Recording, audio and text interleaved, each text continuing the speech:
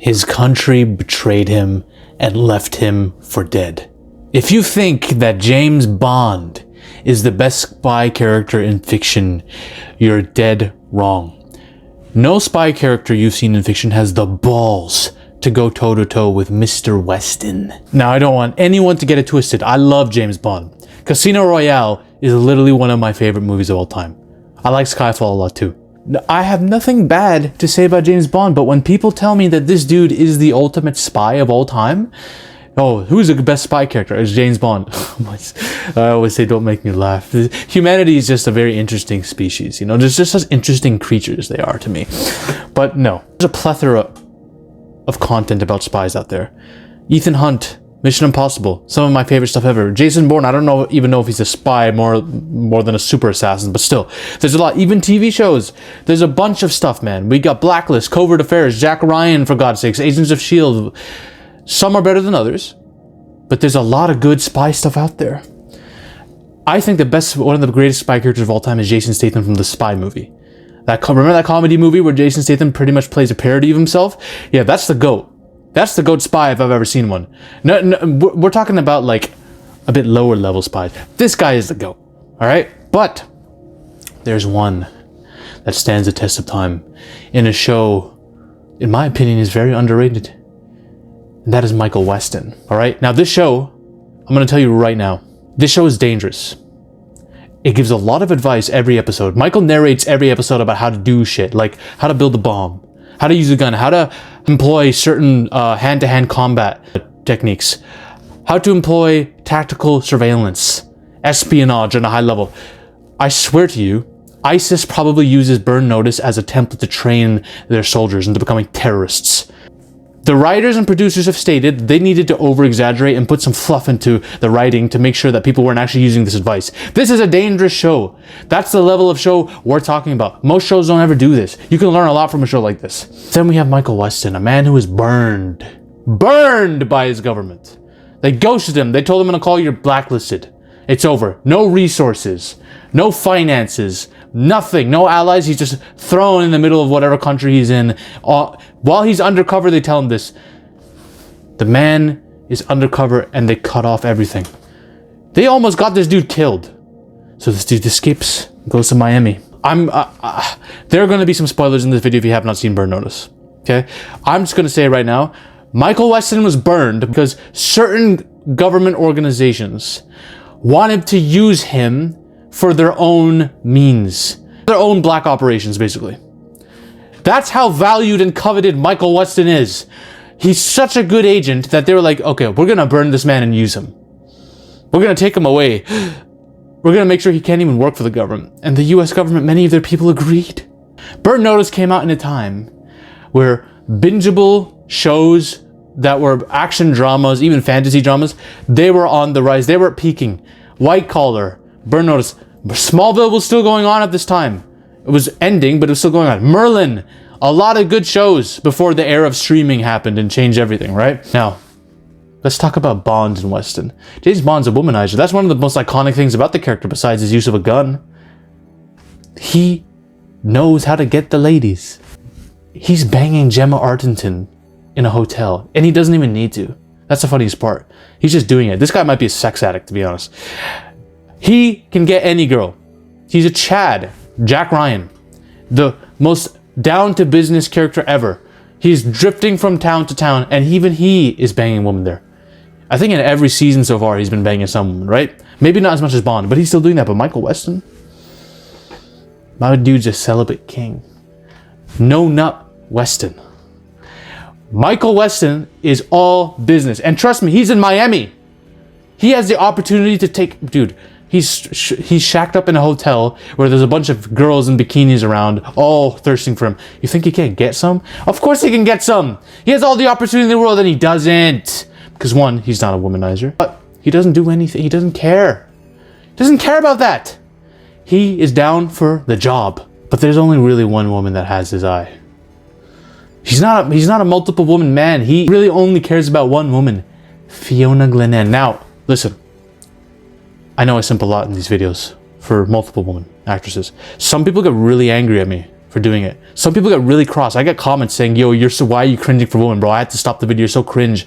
Shut the fuck up about women and all this stuff. And I'm like, look, I get it. I do something for a lot of women. Kate Beckinsale, Lana Lang, like, I don't know how people can even blame me, but okay, yeah, I like to appreciate God's creatures. So if you have a problem with that, go fuck yourself. Go fuck yourself. And I'll send for whoever I want. Any man who gets vehemently boiling angry to the point where they feel the need to comment about it and maybe unsub for me, any man who gets like that over another man appreciating God's beauties, you're weird and I think you're sus. Fiona Glenn. This woman is basically what you get if you cross Harley Quinn with an Irish bounty hunter. That's you can understand why this man Michael would get tempted by that. They've had history too. They used to go out. But even then, how sexy this woman is. She could literally live her life. Her ultimate fantasy is like making love to Michael and then shooting people. That's literally her. That's what she wants. But Michael won't let it happen because he knows there's a job that needs to be done. He can't give in for his feelings for Fiona. Despite how hot, crazy, and awesome she is. By the way, this is one of my favorite TV couples of all time. Chemistry is off the charts. Their dialogue is actually interesting. It's not dumb, corny romance dialogue. Like, it's actually funny as fuck. Seeing how crazy this chick is, and seeing how Michael is like avoiding her violent nature. She wants to shoot people up. This ain't like a regular love interest. This chick wants to blow shit up. But at the end of the day, Michael Weston knows a job has to be done. He has people to save. But at the end of the day, he's not sleeping around with other women. He only has eyes for her. Now, he did it once when he was trying to go undercover to defeat a big boss at the end of this series. He did it once. We can give him one. And it was Sonya. We can't really blame him, can we?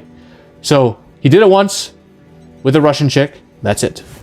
But he ain't no James Bond. Now, let's talk about James Bond. What does he have that Michael doesn't? Well, James Bond has Q, a guy who gives him his resources, gives him weapons, his gadgets.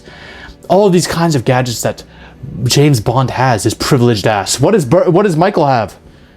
He has Sam Axe. Bruce Campbell's best character. Yes, better than Ash. I don't give a shit what anyone says.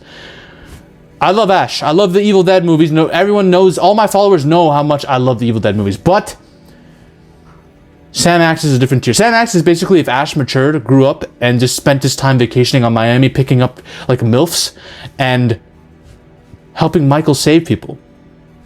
This is Sam Axe. Sam Axe literally gets more women than Bond. So if you're an older woman with some money, it's over. Sam already has you in his pocket. It's done. This guy will pick you up in 2 seconds. He is a disgraced Navy SEALs operative who just is vacationing on Miami. He's such a good character, they dedicated an entire like full-length movie special episode about him called The Fall of Sam Axe. Y'all gotta watch it. And he's just a great supporting character. He's the best friend that Michael has, despite Michael not really trusting him at first, because this dude is like he seems like a sleazy ex-agent who will do anything to get profits. But no, this dude cares. He cares about people despite his external nature. That's Sam Axe, folks. This dude is Michael's moral anchor, the guy who's helping Michael stop himself from towing the line and going too far. That's who Sam Axe is. James Bond has the MI6 backing him. Michael Weston? This dude is getting chased down by his government every other season, for God's sake. He's dealing with people in the CIA who are trying to fuck him over. Literally, the final few seasons is him running from the country. Literally on the run from the government. He has nothing. He can't afford to have Q help him or M support him in Congress or whatever the fuck. That's not happening for Weston. Weston, he only has his friends. It's all or nothing. That's it. He has his friends and that's it. His friends and family in Miami. Everyone else is against him. It's him versus the world. Now, Bond will bang a lady, believe her, because he has stuff to do.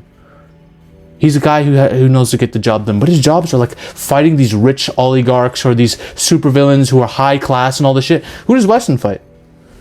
Weston is helping random people in Miami solve local problems. Local gangs, local drug dealers, scammers, domestic abusers, violent people. Like, these are local suburban issues, half of them.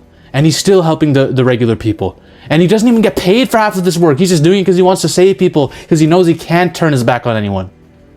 That's who Michael Weston is.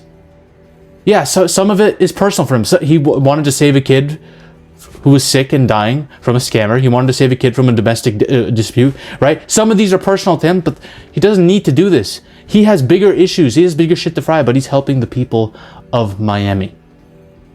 Miami's basically like a Sunlight Gotham City in the show. There's crime happening everywhere, bro. Everywhere. And Michael's trying to solve all of it. But the most controversial thing I'm going to say is, dare I say, Michael Weston's a better spy. Why? Well, when James Bond goes undercover, this man is the same. He's got the same aura, same bravado. The name's Bond. James Bond. Like, he's the same confident, cocky guy in every single thing he's... Like, all Daniel Craig's movies, whenever he's going undercover or on a mission, he's the same guy. He's the same dude. I haven't seen all the other Bond movies, but yeah, from what I've seen. Michael Weston is a chameleon. He'll go from regular, almost stoic agent Michael Weston to, what up, dog? Where's the money at, man? This blood cripping this shit, man. Hello, I am Dr. Gupta. I am Tunai. I am Father Langton from the Singing Rose Baptist Church, and I can save you.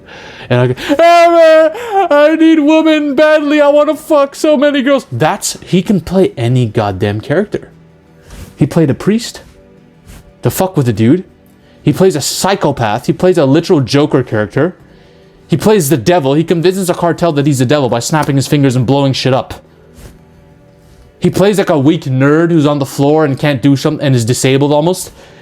This dude can play anything. And when he needs to go undercover with a Russian dude to prove that he's Russian, not only does he speak the language, when they fight, he uses the Russian fighting style Sambo to prove how Russian he is. He can adapt to anything. You've never seen James Bond do anything of that level to go undercover. This dude's a fucking chameleon. Let's talk about health. James Bond's a straight up alcoholic. You can say what you want. He's drinking every 2 seconds. Michael, yogurt. You don't even see Michael eat anything but yogurt, and you can see he's always in shape. He's always having yogurt.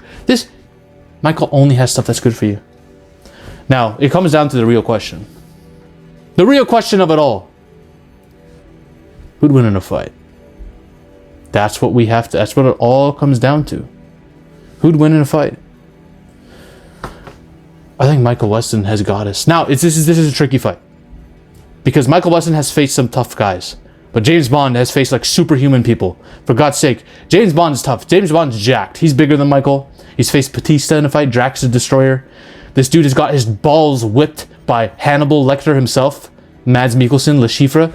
This dude has pain tolerance. Like, this guy got his nutsack whooped. This guy's got crazy pain tolerance, y'all. And if it's a gunfight, I would pick Bond all day. However, Michael Weston doesn't operate in a way that makes him try to fight someone for too long. He's an evader more than someone who goes head on. But Bond will go head on. He'll run into the fucking fire, right? But Michael Weston uses his fucking brain. He'll think of a way to get the Bond. And here's the thing. Michael Weston has issues. Abusive dad, fucked up childhood. His brother and mom, spoiler alert, his brother got sniped in front of him. His mom blew herself up to save him. James Bond, one mention of the word Skyfall and this dude ducks and runs. This dude's got big issues. Literally, all Michael Weston needs to do while he's in a fight is Skyfall. Bond goes schizo, runs. Gives the opening, Michael Weston pops his ass. James Bond has been obsessing over the same girl for 13 years. This dude knew this chick for 4 days. 13 years later, he's visiting her grave. I miss you.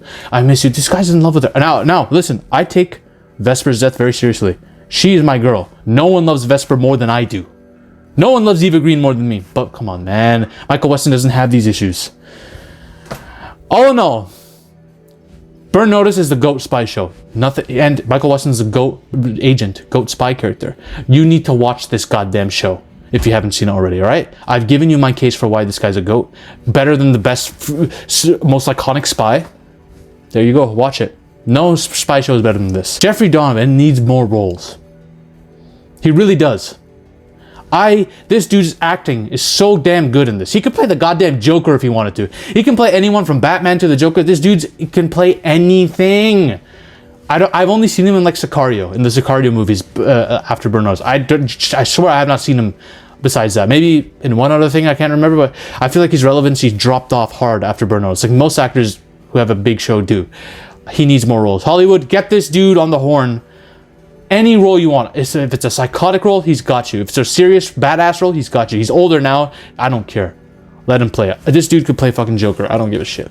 I made a video discussing who the real best Punisher is. Watch it. Also, join my goddamn Discord if you want to suggest videos to me.